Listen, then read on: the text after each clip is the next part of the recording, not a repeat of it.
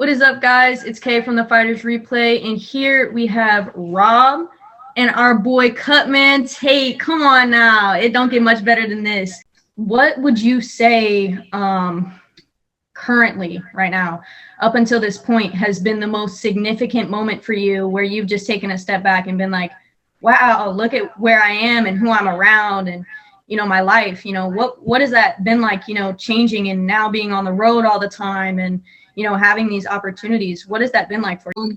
I definitely enjoy the job. I enjoy traveling, which is a blast. Like I said, being in the UFC and being a cutman, I've had a couple of aha moments. When I got to work the main event in Dallas, with, I want to say it was Johnny Hendricks.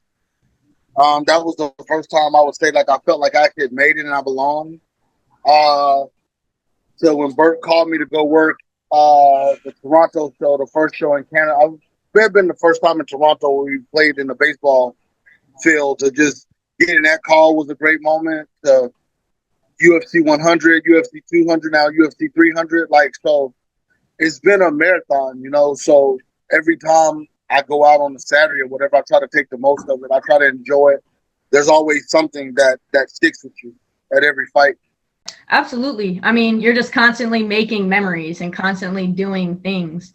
What kind of got you started in this? Were you interested in, I know you used to be a medic, so, of course, the medicine side of things. Were you ever interested in fighting yourself? No, I've said that several times. Like, it actually was an accident. I was giving Rashad Evans an IV, and Rashad, GSP, Carlos Condit, and all the Jackson fighters. And I did like maybe, I don't know, 4 or 5 shows. And then I went to them and I was like, hey, this is kind of cool. And then after that, I kind of brought up a brain idea, like, what could I do with the organization? I was kind of looking for a job and I was like, hey, I kind of want something to do. And then being a medic, it kind of aligned with being a cut man, because I didn't want to fight.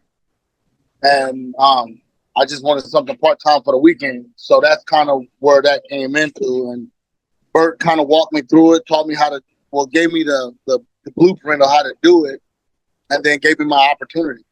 So I've had a lot of people along this, I guess you called it a journey. I wouldn't be here without those people. So I'm very appreciative of all those people. And like I said, I really enjoyed the ride. I have enjoyed the ride, and I still enjoy the ride.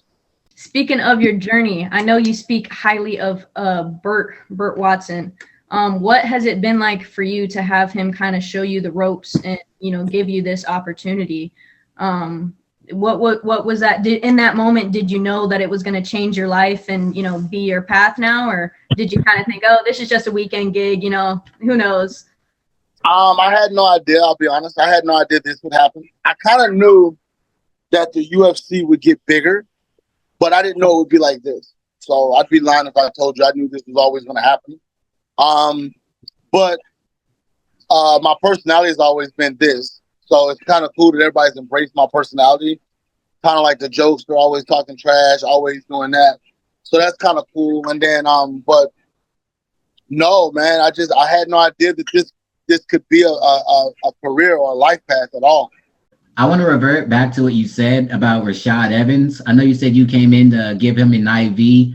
Did you ever think that, coming in and working with these fighters, it's a professional job. Did you ever think that you would actually develop these brotherhoods and these beautiful friendships with these fighters?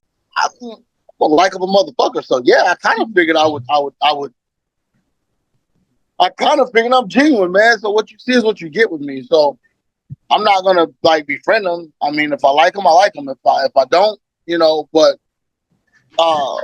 no, man. And that's the thing too. Like I always say, I always hashtag, this is a family that fights. I mean, these guys fight, but it's still a sport. There's no, everybody's trying to be that number one guy. Also, you have,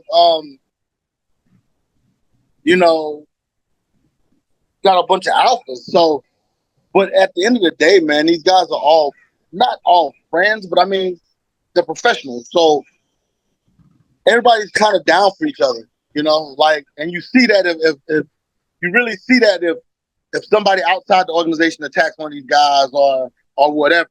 So that's kind of a cool thing. So again, it is a family that fights. What brought you to medicine in the first place? Going back to before you got into Cutman and stuff like that, any mixed martial arts, what was it like being a medic? What brought you to that? I was in college and I was getting ready to graduate. And I was like, we all get to that point where it's like, what am I going to do next? And I just saw a fire truck drive by and I was like, that would kind of be interesting. My dad was a volunteer firefighter and I was looking for something that fit my personality that was more, not so much 9 to 5 and that you could enjoy, that no day was ever the same.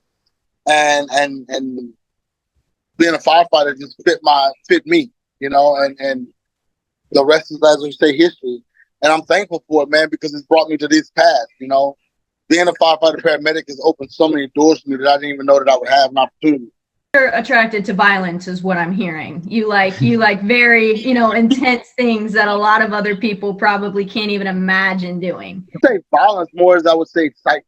You know what I'm saying? Like adrenaline. Yeah, nobody wants to be like, you don't want to see people get hurt, but I also like the human nature factor of it. So like I said, when I guess Dana White said it best, everybody wants to watch a fight and everybody watches a fight. So you let people start fighting and people watch and tune in. So that's kind of how that is, Has watching the fights and being on the immediate side of seeing, the worst damage done and you have less than 60 seconds to, get this guy right for the next round. Has that kind of deterred you to think, I know you said, it's a sport. Has it made you more of a realistic approach as far as oh, this is just a career, this is just a sport, or has it made it a lot more real for you in the fact of dang, these dudes are really going at it. They're really putting their whole hearts on the line. Their families depend on this. Has it made it more real or more kind of a gray line for you? You definitely know what's at stake. Guys are trying to feed their family and some guys are super competitive. But I mean, again, I love doing my job and I want to give each fighter, whether I'm wrapping their hands or I'm working their corner, I want to give them the best version of myself that I can. I want to make sure that they're good. And unfortunately, sometimes the guys that I'm with, they don't win, and sometimes they do. So it's crazy, man. I can be in a corner and at somebody's low moment, and I can be in a corner with somebody's high moments. But at the end of the day, man, everybody's professional, and that's the good part about this. But it does get intense, man, and you do. And I'd be lying if I told you that I don't want to be the best. I want people to say, I want this guy because I know he's going to get it done. I mean, I want Tate to wrap my hands because Tate's going to do a good job. And I want him in my corner because he takes pride in it. So just like the fighters are competitive to be the best, so am I. So am I. And if you're not, if you're working in a job and you don't want to be the best at it, that's probably not the job for you. You know what I'm saying? Life is a competition, man, and I didn't wake up to be in anybody's shadow or to be somebody's placeholder. Yes, sir. You spoke on that one. Oh yeah. I know you said that you wasn't necessarily chasing violence. I know you said you was chasing excitement. What has been the biggest, holy shit moment you've had, in your career that you've seen happen? I know you said that back when you worked the main event for Johnny Hendricks was the time that made you reflect. But what moment has made you go wow, holy fuck? Johnny Hendricks was one for me because you gotta understand that was my first main event in Dallas, Texas. So you're sitting there in the corner, I'm working the main event, but then at the same time, you're fuck, I hope you don't get cut, but I hope you don't get cut, but then I'm okay if he gets cut because I get to show my skills. So you reach that all day in these fights. You understand what I'm saying? So especially for my first time out, as I'm being the cut man in a championship fight, and I'm man, I want to show my skills, but then I'm oh shit, am I ready for this? And the rest is history because you passed the test. But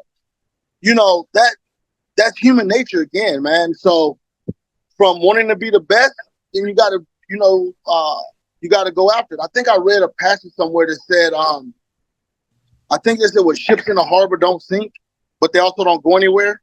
Or, a ship in the harbor doesn't see anything. So basically what they're saying is ships are meant to be out on the ocean. The ocean is dangerous. So that's how I feel at life, man. And that's anybody listening to your podcast, man, take those risks because there's nothing worse than having a boring life. Like, live for some shit, man. Go out there and experience it. Even if you make a mistake, even if it doesn't work out, like, that shit gets you up in the morning, man. The excitement that this might not go right, or this might happen, you know? I don't know how old you are, but you talk to those guys that are young, 16-year-olds, 17-year-olds that want to ask a girl out on a date, and they're scared to do that, man. Ask her. That shit is what it's about, man. That heart pumping, the sweaty palms, and the oh shit. Guess what? And she might say yes, she might say no, but you still got in there and you did it, and it's a hell of a rush. Absolutely, man. I feel the passion, man. You know, that's a really, really strong mindset. What would you say has been the moments that have like build your mindset that you currently have right now? Man, that started from like my upbringing, my grandfather, my father, my mother. Again, like I said, I wasn't raised to be second. I wasn't raised to be in someone's shadow. So, mark my words, even when I was in the fire department, like, I was a firefighter, and I was like, well, shit. I remember just being a regular firefighter. And then I remember this guy basically telling me, and it was so crazy. His name was Richie, and he was like, man, the thing with being a paramedic is I can go in a firefighter truck and use y'all's tools, but you can't go in this ambulance and use what I do. And when he told me that, I was like, oh, shit, you're right. So I was like, I got to go be a medic, you know? When I was in the fire first service, it wasn't like, yo, I'm going to just be a pipeman. I was like, fuck that, I got to be a driver. Oh, what's next? Oh, I got to be a lieutenant. So I'll say this again, and it rubs people the wrong way. And I'll be 100% honest with you. I'm not meant to be in someone's shadow, and I'm not meant to be second. You know, like these fighters say, I'm him. Well, that's how I feel in the Cutman room. It's happy competition. Now, I'm not going to be a dick to step on anybody to get where I want, but I'm also not going to apologize for being in that spot either. You know what I'm saying? Because I've earned it.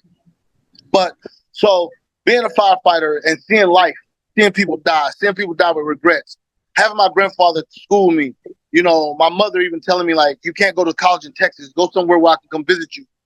You know, that's just how it is, man. I've experienced life. I was put out there. You know, I love going to other countries where they don't speak the language and figuring shit out. Like, I love it. So, you know, I know it sounds like a cliche and you hear that, like, get comfortable being uncomfortable. Like, because that's how you grow. And that's what makes you better places. So me not being afraid to walk around in Brazil, guess what? Brazil people love me. Me not being afraid to talk to fans and chilling with fans has made me popular. People shooting me DMs and me not just ignoring them and being like, hey, what's up? You know, it's all me. And that's how I feel. And you got to know people and get to know people, to know what they like, to know what they want. And then you move around from there. So life is about moments and experiences. And if you're not getting those or having those, then what will you end up doing when you die? What will you reflect back on? You know? So I'm not afraid to die because I've lived a full life. The wisdom you speaking over there. You look like you could give us a lesson in life. Well, I mean, I'm 47 years old. So like my grandfather told me, like, he used to always school me, like when I was growing up, and I would talk to him and I would be in there like just giving him grief. And he would say shit to me like, man, I've been your age, you ain't never been mine. And, you know, now I'm 47, that's true. Like, I don't know how old you guys are. I'm assuming 20. But you can't tell me shit about being 20.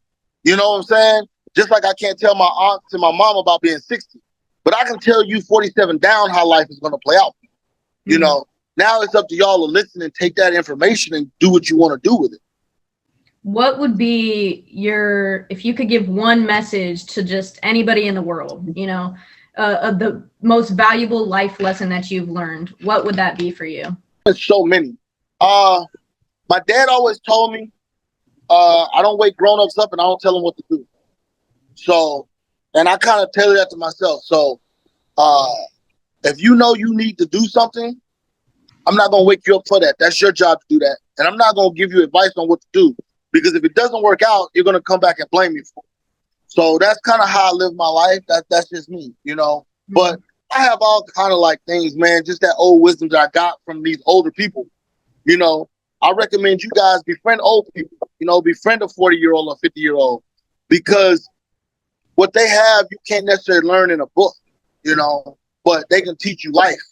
And that's the only thing I can tell you, man. Life is about living it. And living, like you said previously, you said, you know, you just kind of have to put yourself in the fire. You know, whether it backfires or goes your way, you just have to go through that experience head on and just deal with whatever the consequences are on the other side of the door. Anxiety is, I will tell you this, anxiety is in the decision. So if you've ever had something to do, whether it be, so like let's take a deer, for instance. A deer's in the highway, and the whole saying deer in the headlight. If that deer moves to the left or to the right, that deer's out of the way of a car. But the deer chooses to freeze. So even if you do something wrong, at least you're giving me something to correct that can get you on the right path. But if you just sit there and don't do shit, then what the fuck can we do with that? I mean, really, that's just overcoming challenges. I don't want to get too personal with you here, so hopefully this isn't a too far of a fetched question, but what would you say are some of the toughest challenges and like roadblocks that you've had to overcome and just see past and be like, all right, that's fine. I'm gonna wake up tomorrow and, you know, we gonna sort this shit out. Like what's been, you know, a big tough challenge or that you had to leap over? Everybody's cup of tea. Everybody doesn't have the same vision as you. And even though they claim to be your friends, they're not really your friends. Like, that's the thing that you have to understand about life, man. Like, to be successful, you're going to rub people the wrong way. Now, are you man enough for that? Are you man enough to be, dare I say, the number one cut man? Are you man enough to be the champ? You know, because as soon as you become the champ is when they start telling everybody your bullshit. You know, like you take me, for instance. Like, there's so much shit out there about me, but I'm still here. And that's what you got to understand, man. You got to be willing to, it's almost like a Rocky thing, bro. Like, so for me, my hardest thing is, honestly, I'm not liked by everybody. Because I truly do genuinely like people, man. I want to get along with everybody. But I'm not everybody's cup of tea. And my walks of life have been definitely harder because of who I am and because of how I am. I'm opinionated. I say what I feel. And I'm not apologetic, and I can be brash, and I can be rough. So that has, I won't say that's hindered me, but it's definitely put me in a situation where I'm supposed to be where I'm at. One last question for you before we set you off. I know you've accomplished a lot. You know, you've come a far way, lived a full life, like you said. Are there any future goals or accomplishments that you want to still reach in the future? Anything specifically? I want to make sure my family is set up when I'm gone. I hope I'm remembered, you know. I hope that the next person that comes up and surpasses me, they'll at least remember me when that person passes me. But I'm relatively happy, man. I'm not, like I told you, like, I am fixated on the next, but I'm also very comfortable with where I'm at. Like, that's the thing too, man. Like, I don't look at across the fence to see what everybody else has. So, yes, I want to be great, but I also am very content where I'm at. And because I'm content, it doesn't give me anxiety and it doesn't give me issues. You see what I'm saying? Like, I don't want to keep up with the Joneses. So, with that being said, man, you just have to realize, like, you got to run your race. You got to run your race. And you got to do what you need to do for you. And the rest is going to work out. So, the anxiety is in the decision. If you're sitting there right now and you two are struggling with a decision, make the fucking decision, whether it be right or wrong. And then we'll figure it out on the thing. 9 times out of 10, it's not as bad as you think it is. And that's something too that's helped my journey is like, even though I'm with the UFC, if a guy comes along that's like, hey man, I've been exercising this and doing this with the Cutman thing, you should try it. Man, who am I to be like, no, he might have taught me something. So again, man, you don't ever want to get up there and think you can't be taught. So a 17-year-old can teach me. He just probably can't teach me as much about life. But I'm willing to listen to him and give him an opportunity. And you never know what you might find out. Like my grandfather would say, man, take every opportunity that comes to you. If something comes to you and presents itself, take it. You know, like you guys, y'all a small podcast for now, but what happens if y'all blow up and then next thing you know, I'm like, holy shit. They're like, yo, you know, so this is an opportunity for me to talk to you people, and I love it. So that's why I do podcasts, man. It's an opportunity, and you never know what can come with that opportunity. And we appreciate you for taking that leap on us. You know, a lot of people, you know, they'll just be like, oh, y'all are a joke. But I appreciate your time and, you know, just giving us the chance and the opportunity to speak with you. Because like you said, this is just an opportunity for us. Exactly. This is a way for us to get more into the world and just get into the minds just a little bit of, you know, these people who are involved in this beautiful, beautiful sport that we call martial arts. Yeah, man, you're giving us an opportunity. We are absolutely grateful for that, because this what we get here, learning from you, is valuable information. We're not going to be able to learn from, much anywhere, in a lot of other places. You know what I mean? We know that you have a lot of stuff coming up in the UFC in the next coming months. Is there any specific place that you're looking forward to traveling to? Because I know they got a few trips that are, far away. Do you got any specific travel plans? Like I said, man, I love getting on the road to meet fans. So I love Jersey. I mean, I can't believe I just said that. I definitely I love Louisville, man. Louisville gonna be fun. I'm not gonna lie. Louisville is a vibe. It really is fun. And then I'm excited for the Fan Expo. The Fan Expo is gonna be a blast. I love that. That's gonna be great because again, I get to meet people, man. And that's the thing too, man. If y'all see me or you want to shoot me a DM, do. And if you want to say hi to me, say hi to me, because I love meeting people, man. And y'all are fun. Y'all make the job so much fun, man. Talking shit to the fans and teasing them, and they teasing me back, calling me all kind of. Dude, I love that shit. That shit is a blast to me. So, man, I just can't wait for this next month because I'm gonna get to meet a lot of people and I'm gonna have a lot of fun. And I have a lot of people asking you to rub Vaseline on them, man. I don't know why that is, but that's crazy. I still don't understand that craze, but I do it because they love it, man. I'm actually gonna try to wrap a couple of guys' hands just to let them see what it feels like. So I want to try that and do that. So I want to give fans that part too about being, that fighter experience. So that's what I'm trying to do now. I'll figure out the logistics of it, but I'm gonna try to get them as much of that fan experience as I can. I want them to feel like a fighter. Awesome, man. That's so awesome. Well, we wish you the absolute best in the next coming months. Hope to stay in contact with you and maybe get with you by the end of the year again soon. Y'all can hit me up as much as you can. I have no problem. Thank you guys so much. Appreciate you, man. You have a great rest of your night. Be blessed, All right, man. bye-bye. You can't break me, I got iron bones. My ground game will leave your mind blown. I'm ready to fight in any time zone. I'm the greatest, you can call me John Jones. Knocking clowns out like I'm Steve Payne. We can even fight on the freeway. I'ma leave him bloody right where he lay. This is the Fighters Replay.